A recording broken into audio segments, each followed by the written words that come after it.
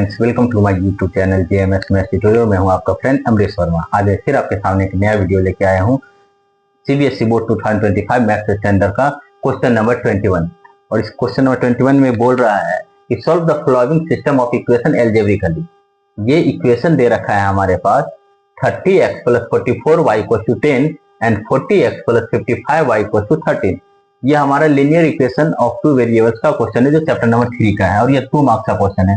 देखते हैं कैसे सॉल्व करना है। ये 30x है प्लस 44y = 10, इससे इक्वेशन हम 1 ले लेते हैं और यहाँ पे है ये 40x + 55y = 13 ले लेते हैं।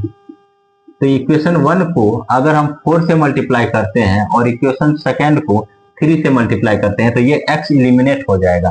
कैसे देखते हैं।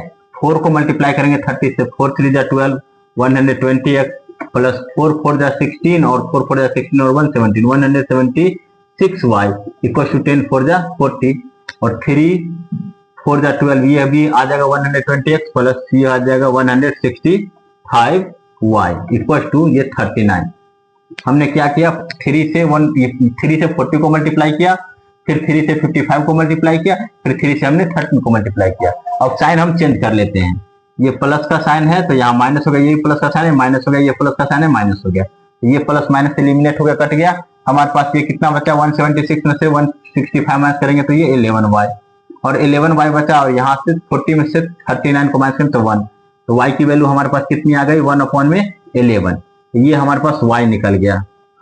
अब आगे कह रहा है क्वेश्चन, ठीक है, तो x की वैल्यू निकालने के लिए किसी में या तो हम फर्स्ट में या सेकंड में किसी में भी हम वैल्यू y का पुट कर देंगे, हमारा आंसर आ जाएगा। देखते हैं। Putting the value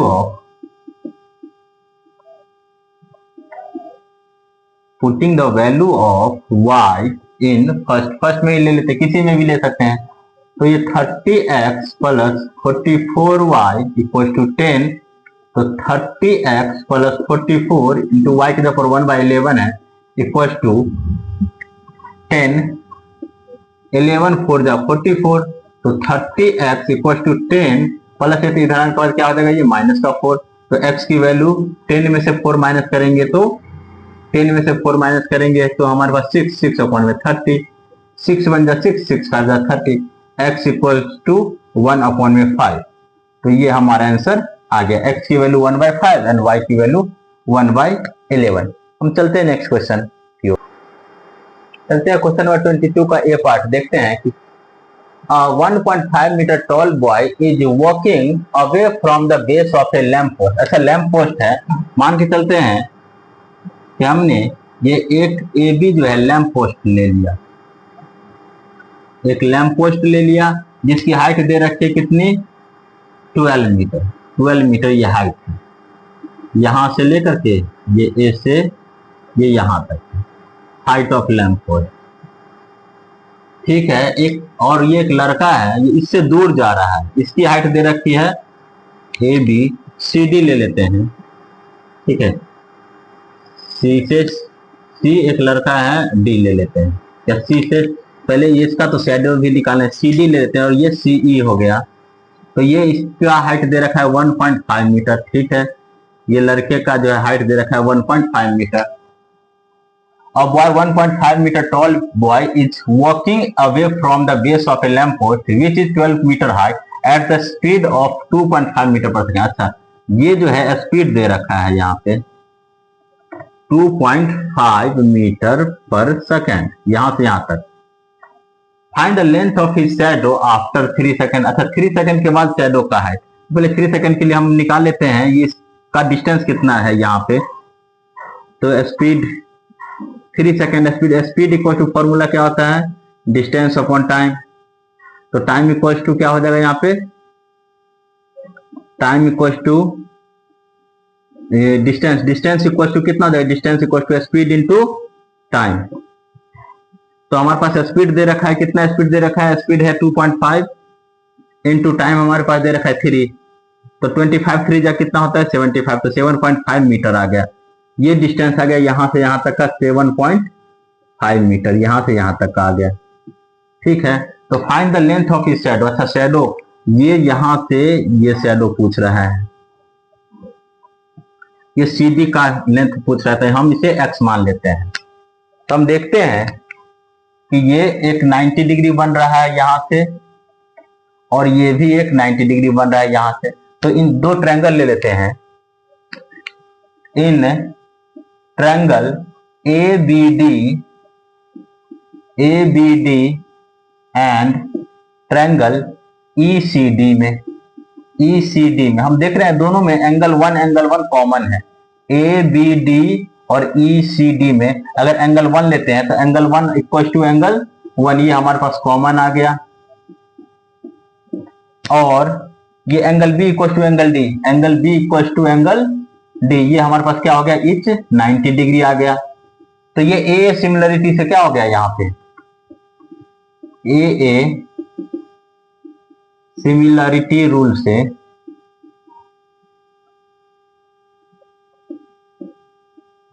triangle ABD similar हो जाएगा ट्रायंगल ECD।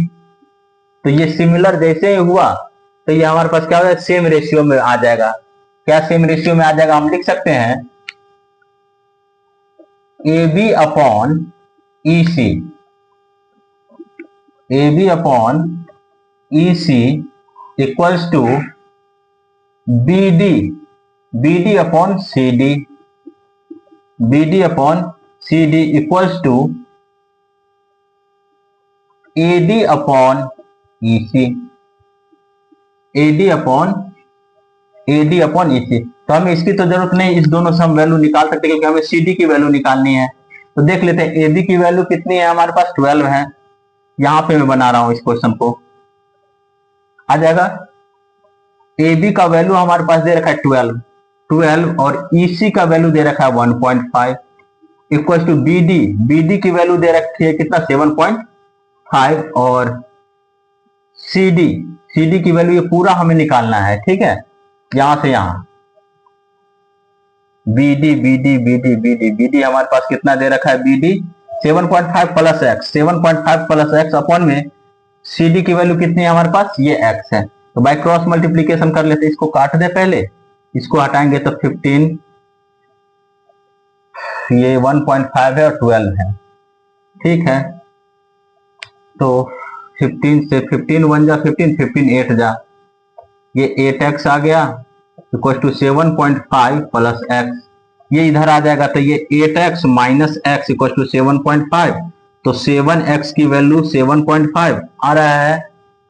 तो x इक्वल टू 7.5 अपॉन में 7, इसको हटाएंगे 0, 7 से काटते हैं 7 से देख लेते हैं x की वैल्यू, अगर काटते हैं ये कितना आ गया हमारे पास, 7x। तो x इक्वल टू 7.5 अपॉन में 7 से काटेंगे 7 1 जा 7.0, 7 7 जा 49, ठीक है। अप्रोक्स आ जाएगा x इक्वल टू 1.07 मीटर, यही हमें निकालना था।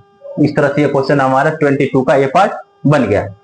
इसका बी पार्ट देखते हैं। इन parallelogram ABCD side AD is produced to a point E and B intersect CD at F, prove that triangle ABE similar to triangle CBF। ये हमारे NCERT का क्वेश्चन है। देखते हैं क्या क्वेश्चन कह रहा है। ये हमारे पास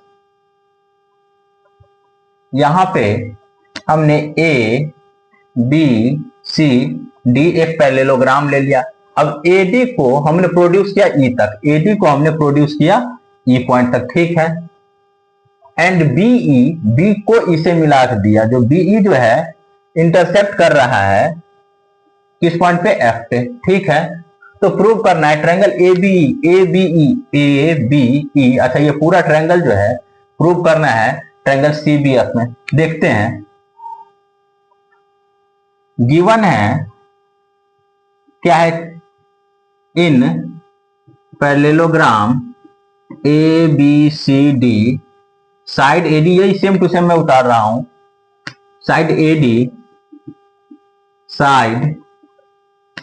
is produce to a point E and BE intercept